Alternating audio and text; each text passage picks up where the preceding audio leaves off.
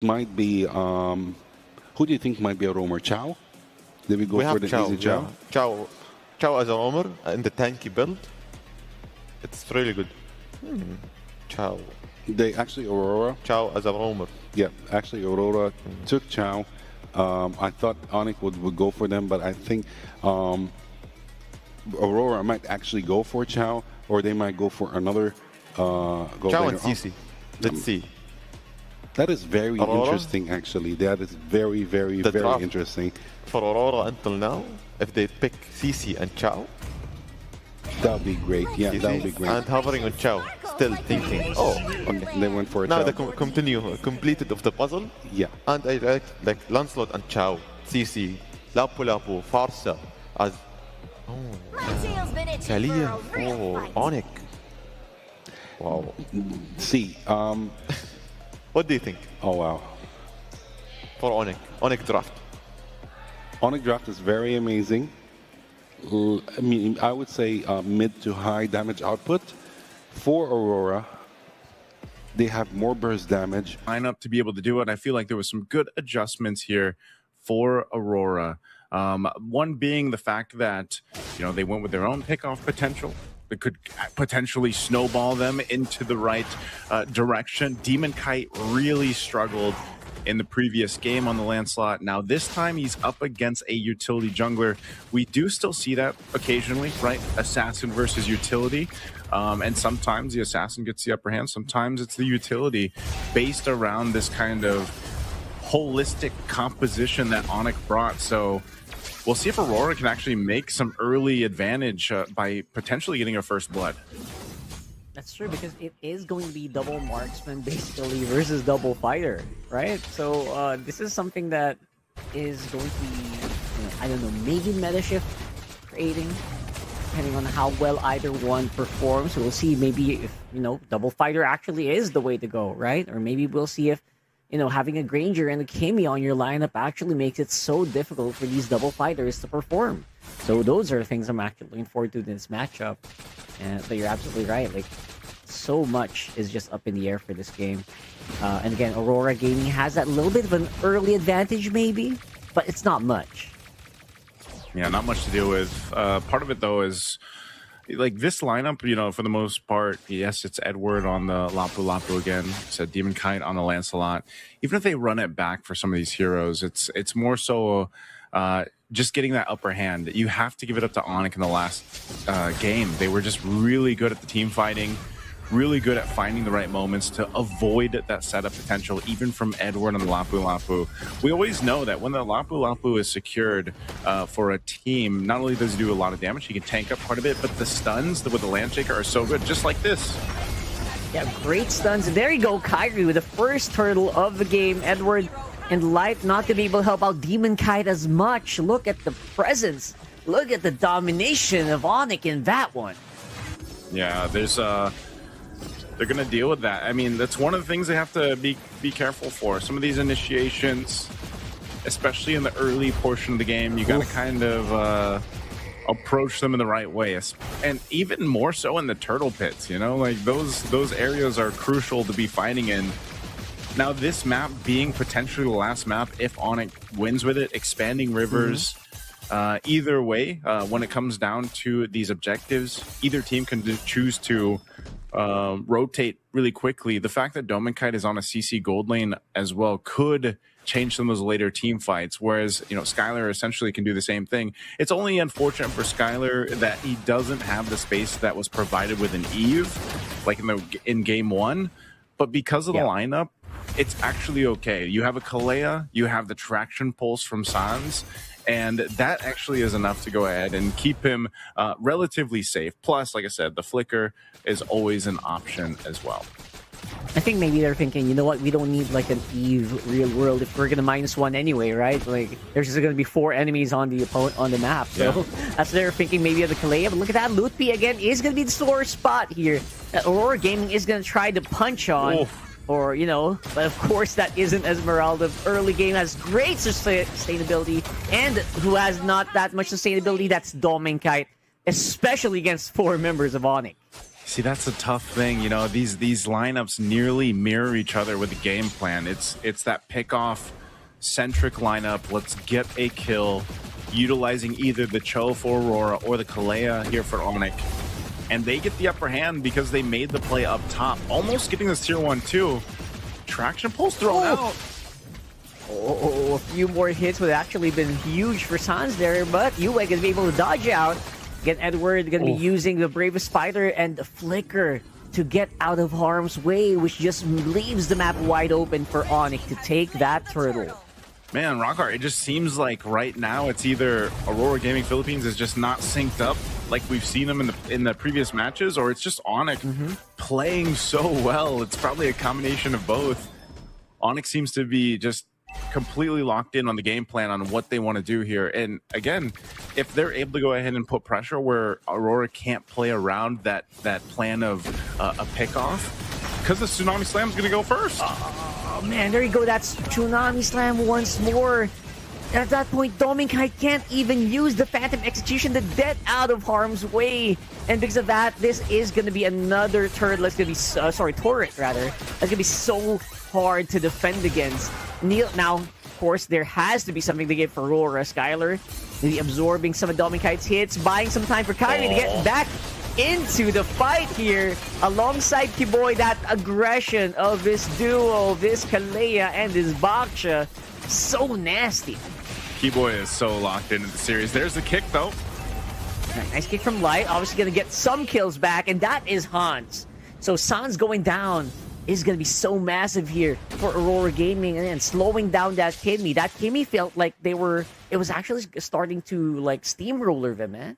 Yeah, it's a problem they have to deal with, but nonetheless, right now it's just, ONIC is just winning off Kiboy's Kalea. For the most part, it's all been the Tsunami Slam, so now Light's got to go ahead and fill that in. He's done as well. He's got actually a couple kills on this, but it's more so the way they're moving around the map. There's got to be an answer for this, especially as they set up around this next turtle coming up in a couple seconds here. You're seeing it. Demon Kite's going to get spotted out. He's actually having a difficult time this game, just like in game 1. Really getting pressured on his jungle, potentially to try to force him to use a retribution on the purple buff, so he doesn't have it for the turtle, but still he'll be able to secure this just fine. ONIC waits in positioning. Again, same thing.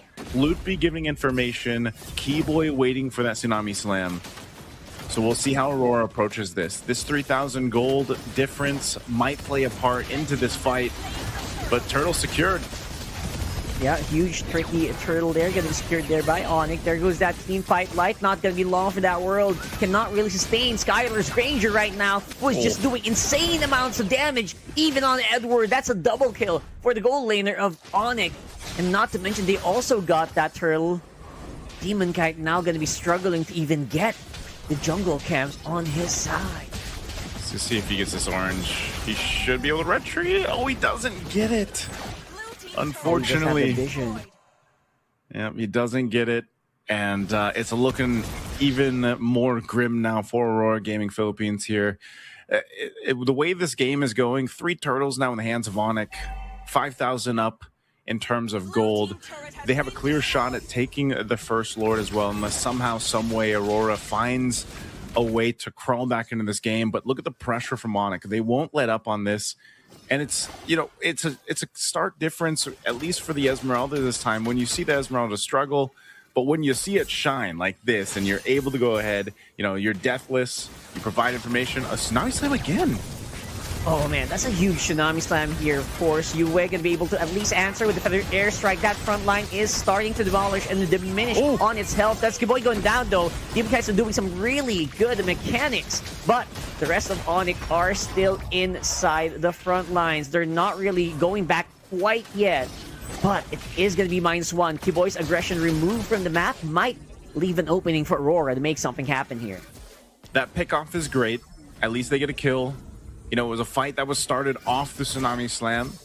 One of the first steps that Aurora needs to get back into the game. But even looking at the itemization here, there's quite a bit of difference, right? Even the gold lane right now, obviously the CC is going to scale up a lot slower than this Granger given the way the game's gone.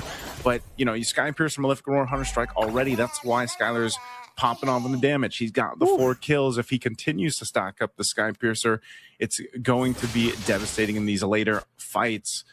And so for Aurora, as this Lord is up, they have to make a decision. Do we actually contest this? This is one of the difficult things, too, in that matchup of Assassin versus Utility, right? The Baksha, obviously tankier. You rely on the rest of your team to kind of, again, give you that information. You can always pull off a steal, though. That's one of the things about the Assassins, right? Especially the Lancelot. There's always potential for that. So even with ONIC lead, they'll respect it and just kind of take their time with this. There's no rush for them. But Aurora, they're the ones with a hard decision. Do we actually go for this? It's blitz down now. Yeah, that's a huge blitz. Obviously, ONIC is just going to be so far ahead of the curve here. Lapu-Lapu up on front. Edward can't really sustain against that lineup. Now, normally, you would be able to at least get some HP back, but ONIC just stopping that from happening, obviously with their superiority in terms of items. So right now, it's just Aurora getting pushed back over and over again. I mean, like, the only thing I was thinking about for ONIC is at least both Kyrie and Demon Kite were level 12 while that Lord was happening. But now that's not going to be the case here. We got Lord walking up on top, and I expect ONIC to wait for this fully 100%, wait for it before they fight. I'm surprised here, Rockhart, that Aurora decided to go ahead and stay around there, because it just seemed like, and maybe it was potentially they just didn't have the information, but seemed disconnected even in that approach to that Lord, or deciding on what they wanted to do. They're going to go for this kick. Oh, yeah, 100% going to go for it. Better stun here coming in from Edward, but again, once more, just evaporating forth. He can even hit the final blow of that one. And now Kyrie's up on front. Skyler is just going on like a shooting range here or something, because he's just having so much fun on that Granger. Again, there is a Lord on top side. Edwards and Light are down for 15 seconds. That might be a turret or two going down for ONIC here. Sorry, for Aurora here. So far, massive game for Skyler on this Granger. 7-0-1, untouchable. Stacks on stacks right now for the Sky Piercer 2. This Lord will finally go down, but ONIC's job is just to get these base turrets down of Aurora. We'll see if they're able to get another one, but right now with a massive lead, 10,000 ahead, do they force a fight or just take the discipline route? It looks like they'll go ahead and do just that. Potentially getting the mid turret. The traction pulse is thrown out. Yep. There you go. One more time. They're going to try to go for it. Again, Aurora being very proactive here on the front line, though. They're absorbing Sun's and Skyler's damage, and it's just too much. There's just so much damage here without anything to actually catch it on the front line. And there you go. That's 2 inhibitor turrets going down for Aurora Gaming here. Again, holding on for dear life. They've been choked out from the resources here, basically here, Rockhart. Now they're going to make a play here in the mid, going for this last base turret. They'll get just that.